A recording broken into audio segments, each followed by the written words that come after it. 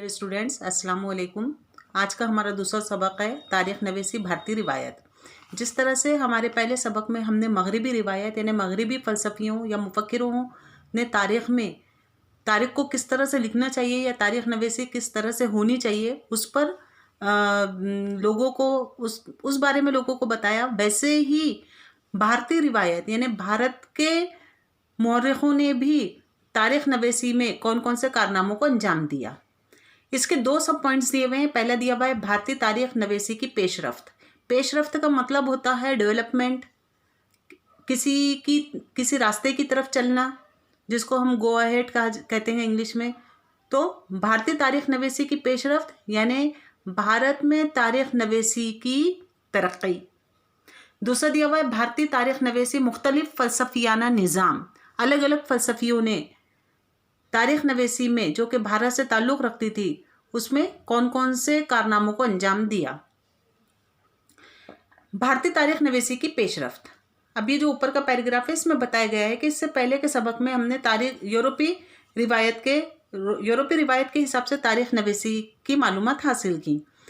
अब हमारा पहला पॉइंट दिया हुआ है कि ज़माने क़दीम में तारीख़ नवीसी। ज़माने क़दीम यानी पुराना ज़माना। तो पुराने ज़माने में तारीख़ नवीसी किस तरह से हुआ करती थी।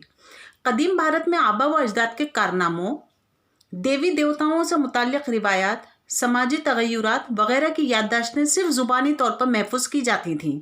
अब इससे हमें क्या पता चला? इससे हमें इस बात का पता चला कि यहाँ पर जो तारीख़ी माख़िज़ है वो तारीख़ी माख़िज़ कैसा है? ज़ुबानी मतलब जिसको तहरीरी तौर पर नहीं बताया गया। इससे एक और बात हमारे सामने आई कि ज़माने क़दीम में तहरीर से लोग क्या थे? नावाकिफ़ थे, है ना।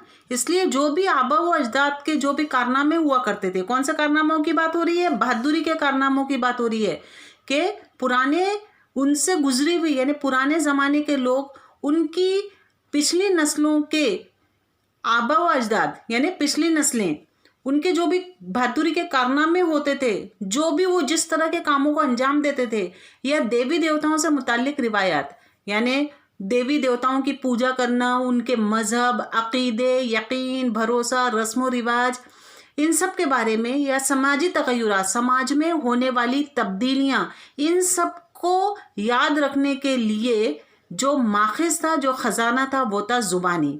जैसे आज हम पुराने ज़माने के, अब हम हैं अपने घर में, हमको नहीं मालूम है कि हमारी नानी क्या किया करती थी, या नानी के अब्बा क्या करते थे, या दादी के अब्बू क्या किया करते थे, है ना। लेकिन ये सब बातें क्योंकि हम अपनी अम्मी से, अपने अब्बू से, इन सब से हम सुनते चले आ रहे हैं, अपनी दादी से सुनते चले आ रहे हैं, अपनी नानी से हम सुनते हैं, जिसकी वजह से हमें हमारे आबा व अजदाद के बारे में भी पता चले, मतलब हम उनसे मुतारिफ होते हैं। तो उन्होंने कोई किताबें नहीं लिखी हैं, बल्कि ये तमाम बातें जो हमें बताई जाती हैं घर में कैसी होती हैं? ज़ुबानी तौर पर हम अपने ही आबा व अजदाद से मुतारिफ होते हैं, है ना। तो वैसे ही पुराने ज़माने में भी जो भी बातें हुआ करती थी, जो भी कारनामे हुआ करते थे, जो भी मज़हब की हिफाजत की जाती थी, समाज में जिस तरह के तग़य्युरात होते थे, जो भी तब्दीलियाँ होती थी, वो तमाम तब्दीलियाँ या वो तमाम याददाश्तें सिर्फ ज़ुबानी तौर पर ही महफूज की जाती थी। यानी उस वक्त तक किसी भी तरह का कोई तहरीर का सवाल ही नहीं था। हड़प्पा तहजीब में दरियाफ्त होने वाले कदीम कुतुबों के ज़रिए ज़ाहिर होता है कि भारत में फ़न तहरीर 3000 साल कब्ल मसीह या इससे भी पहले से मौजूद था। अब हड़प्पा और मोहनजोदारो ये तहजीबें हैं जिनसे हम सभी वाकिफ़ हैं। हड़प्पा और मोहनजोदारो ये तहजीबें कहाँ की थी? दरियाए सिंध के किनारे बसी हुई तहजीबें, जो आज से तकरीबन 4000 से 6000 साल कब्ल मसीह की बात हो रही है। कब्ल मसीह हज़रत ईसा की भी पैदाइश से पहले, है ना। तो काफ़ी पुरानी तहजीबों की बात हो रही है कि हड़प्पा तहजीब में दरियाफ्त होने वाले कदीम कुतबे का मतलब क्या होता है? कुतबा मतलब किसी चीज़ के ऊपर कोई भी उस ज़माने में जो भी अशिया दस्तयाब होती थी, चाहे वो तांबे की प्लेट हो चाहे वो कोई पत्थर हो या किसी भी तरह की कोई अशिया हो, उसके ऊपर उसके ऊपर जो है कुंदा होती थी चीज़ें, यानी उसके ऊपर लिखी जाती थी। अब लिखने की वजह से जो भी चीज़ें उस ज़माने में हो गुजरी होंगी वो उस कुतबे के अंदर महफूज है। लेकिन आगे ये बताया गया है कि फ़ने तहरीर 3000 साल कब्ल मसीह इससे पहले भी मौजूद था, लेकिन हड़प्पा तहजीब का रस्म ख़त पढ़ने में अभी तक कामयाबी हासिल नहीं हुई।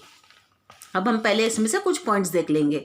जैसे कि दिया हुआ है रस्म ख़त, तो हमने इससे पहले भी देखा है कि रस्मुल ख़त यानी क्या क्या मतलब होता है उसका, लिखाई का तरीक़ा, लिखने का तरीक़ा। जैसे कि यूनानी रस्मुल ख़त, सिंध रस्मुल ख़त। अब हमको समझ में आ गया कि सिंध रस्मुल ख़त यानी हड़प्पा और मोहनजोदारो वाला रस्मुल ख़त। इसके अलावा ओलमेक रस्मुल ख़त था, जिसको के ओलमेक स्क्रिप्ट भी कहा जाता था। ये जो स्क्रिप्ट थी ये थी मेसो अमेरिका यानी मैक्सिको और अमेरिका, वहाँ की ये स्क्रिप्ट थी, वहाँ का ये लिखाई थी। इसके अलावा चाइनीज़ स्क्रिप्ट या चाइनीज़ रस्मुल ख़त। तो इस तरह की अलग अलग रस्मुल ख़त हुआ करते थे। हड़प्पा और मोहनजोदारो का जो रस्मुल ख़त था वो था सिंध रस्मुल ख़त। यहाँ पर अब हमको ये भी समझ में आ गया कि रस्मुल ख़त यानी क्या। ठीक है, अब हम पढ़ रहे हैं कि हड़प्पा तहजीब में दरियाफ्त होने वाले कदीम कुतबों के ज़रिए ज़ाहिर होता है कि भारत में फ़न तहरीर 3000 साल कब्ल मसीह इससे भी पहले मौजूद था। जब खुदाई हुई तो खुदाई के दौरान कुछ चीज़ें बाहर आईं। खुदाई कब हुई थी? जब हमारे मुल्क में अंग्रेज़ों ने कब्ज़ा कर रखा था। उस वक्त मुल्तान के करीब अफ़गानिस्तान, पाकिस्तान, ये सब इलाके जो थे ये आपस में मिले हुए थे। तो उस वक्त जॉन मार्शल नामी एक अंग्रेज़ अफसर था जिसको जिम्मेदारी दी गई थी कि मुल्तान के रास्ते में रेल की पटरियां बिछाना है। उस वक्त खुदाई की गई, तो खुदाई के दौरान कुछ चीज़ें अंदर से दस्तयाब हुई जिसमें कि बस्तियां भी मौजूद थीं, और उन बस्तियों के मिलने की वजह से ही हड़प्पा तहजीब का पता चला कि जो दरिया सिंध का किनारा है यानी भारत का एकदम शुमाली मगरबी हिस्सा, यहाँ पर इस तरह की कोई तहजीब रहा करती होगी। उनकी जो तहजीब थी वो बहुत ही ज़्यादा सिस्टमेटिक थी, घर इमारतें बहुत ही ज़्यादा बेहतरीन तरीके के, यानी आज के जो हम जदीद दौर के जिस तरह के घर देखते हैं उस तरह के घर हुआ करते थे। बाकायदा पानी का निकास हुआ करता था, घर बनाने का एक अपना अलग तरीका हुआ करता था।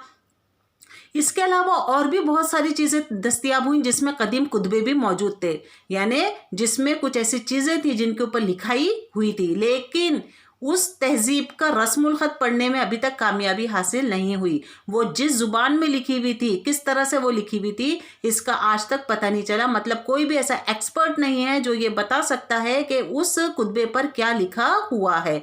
यहाँ पर हम पढ़ेंगे, जैसे यहाँ दिया हुआ है। अब ये देखो, ये इस तरह के रस्मुल ख़त हुआ करते थे। अब इसमें हमें क्या समझ रहा है? कुछ भी नहीं समझ रहा। सिर्फ यहाँ पे हमको एक पत्ता सा दिखाई दे रहा है। यहाँ पर हमको समझ में आ रहा है कि कुछ मचान सी बनी हुई है, नीचे इसमें सुतून वगैरह हैं।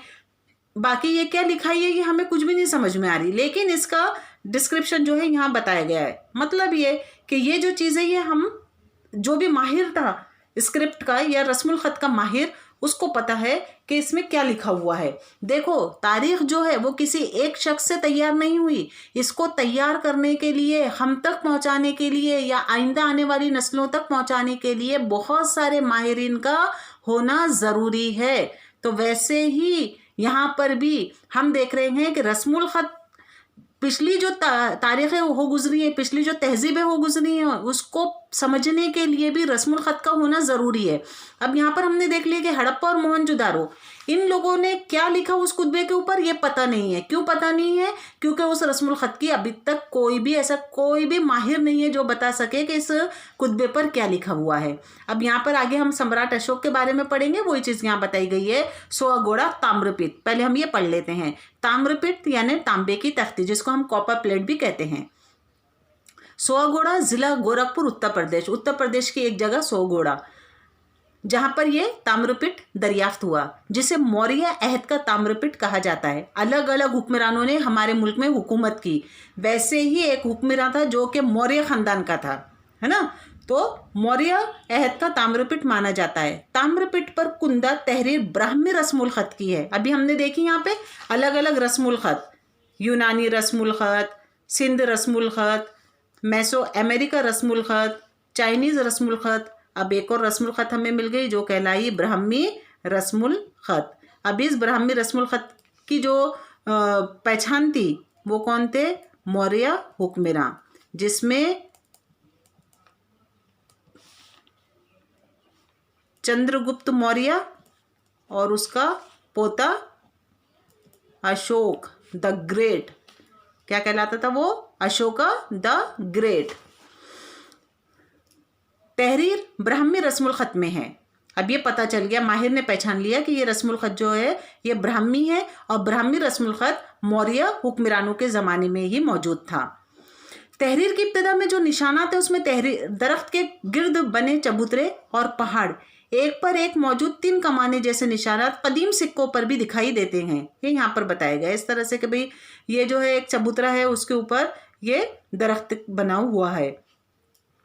माहिरीन का ख्याल है कि 4 सुतूनों पर खड़ी 2 मंजिला इमारत की तरह दिखाई देने वाले निशानात अनाज के गोदामों को जाहिर करते होंगे। ये यहाँ पर जो दिख रहा, तो ऐसा रस्मुल ख़त के माहिरीन का कहना है कि भाई वो अनाज के गोदामों को जाहिर करते होंगे। इस तहरीर में इस गोदाम के अनाज को एहतियात से इस्तेमाल करने का हुक्म दिया गया है।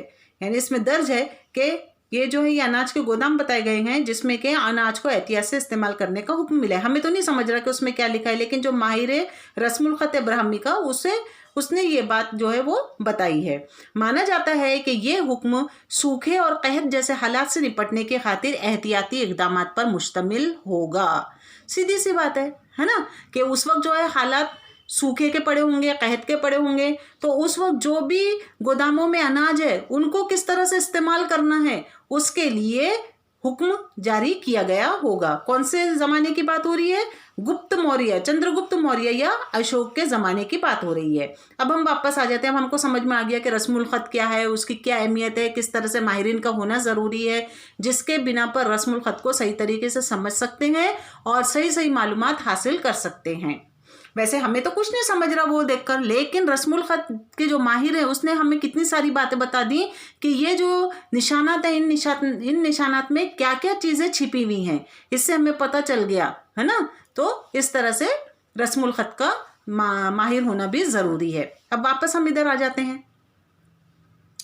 अब देखो यहाँ तक हमने पढ़ लिया। आगे है कि भारत में तारीख़ी नौइयत के सबसे कदीम तहरीरी अदब कुंदा कुतबों की शक्ल में मौजूद है। जो तहरीरी अदब है यानी जो लिखाई की शुरुआत हुई वो कुंदा कुतबों की शक्ल में मौजूद है। उस वक्त तक सफ़ात पेजेस वगैरह मौजूद नहीं थे, तो जो भी दस्तयाब होती थी चीज़ें, कहीं सुतून मिलते थे, कहीं पत्थर गारें या फिर किसी तरह का कोई, अब जैसे हमने यहाँ पे ताम्रपीठ देखा यानी तांबे का, जैसा जैसा ज़माना आता गया तो उसी के हिसाब से दस्तयाब वसाइल के ऊपर तहरीरों को कुंदा किया गया, जिसकी इब्तिदा 3री सदी क़ब्ल मसीह में मौर्य सम्राट अशोक के ज़माने से होती है। सम्राट अशोक की कुंदा तहरीरें चट्टानों और पत्थर के सुतूनों पर मुनक्कश हैं। अब ये जो सम्राट अशोक थे ये चंद्रगुप्त मौर्य के पोते हुआ करते थे। चंद्रगुप्त मौर्य का पोता था सम्राट अशोक, जिसने बहुत ज़्यादा अरसे तक हुकूमत की।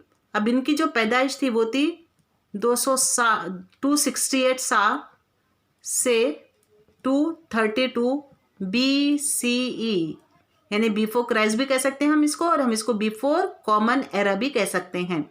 जैसे हम मैथ्स में पढ़ते हैं माइनस, फिर उसके बाद 0 और फिर प्लस का जो है वो शुरू होता है, -5 फिर -4 ऐसा करते हुए -1 है ना, फिर 0, फिर इधर हम +1 +2। तो वैसे ही ये जो है ये माइनस में है और ये जो है प्लस में है। तो इन्होंने 268 से लेके 268 से लेके 232 BCE यानी बिफोर क्राइस्ट या बिफोर क्रिश्चियन एरा या कॉमन एरा, इतने अरसे तक इन्होंने हुकूमत की। साथ ही साथ इसके बारे में थोड़ी सी और मालूमात दे देती हूँ कि मौर्य सल्तनत का ये 3रा हुक्मरान था। अशोक जो था ये मौर्य सल्तनत का 3रा हुक्मरान था, और इन्होंने जो हुकूमत की थी तो उन्होंने जो पुराना एशिया था, जिसको कि हम एंशियंट एशिया भी कह सकते हैं, वहाँ पर बुद्ध धर्म को फैलाने की कोशिश की थी, यानी बुद्धिज़्म। तो बुद्धिज़्म को इन्होंने बहुत बड़े पैमाने पर एंशियंट एशिया में फैलाया था और भारत के तकरीबन बहुत बड़े इलाके पर तकरीबन सभी इलाकों के ऊपर अशोक ने हुकूमत की थी। इसीलिए अशोक को अशोका द ग्रेट के नाम से जाना जाता है। तो अब हमें यह भी पता चल गया कि अशोका के ज़माने में ही कुंदा तहरीरें चट्टानों और पत्थरों के सुतूनों पर मुनक्कश थीं। इस तरह से अशोका द ग्रेट ने तहरीरी अदब को कुंदा कुतुबों की शक्ल में मौजूद किया या कुंदा कुतुबों की शक्ल में उसे महफूज किया, और महफूज करने के लिए जिन वसाइल का इस्तेमाल हुआ वो चट्टानें और पत्थर की शक्ल में थी।